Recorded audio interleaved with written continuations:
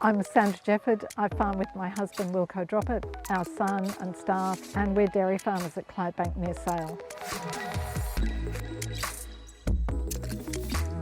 Our average annual rainfall is about 600 mil of rain, but it's terribly variable. It's been down to about 350 mil, and we seem to go for quite extended periods where it's really dry. So we're very reliant on irrigation to be able to grow enough pasture for all of our cattle across 12 months of the year.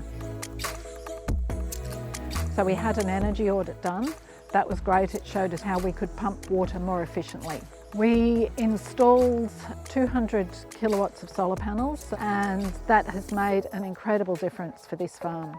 At the same time, we did a big upgrade to the irrigation system. We now have remote controls on all of the pumps and the pivots, so I can run the irrigation system from my laptop in the house.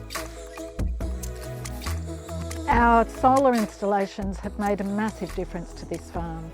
They've dramatically reduced our energy bills. It's also reduced our emissions footprint, and it's also making us more water use efficient. So it's improving our soil as well. There's one frustration still, and that is, like a lot of farms, this farm is in a number of titles and we have a number of electricity meters. What we'd like to be able to do is run a controlled microgrid. Unfortunately, at the moment, the regulations don't allow us to move that power around the farm. We're hoping that the government will review and change those regulations. It's really worthwhile for other farmers to have a look at solar. Farmers can do these installations really quickly.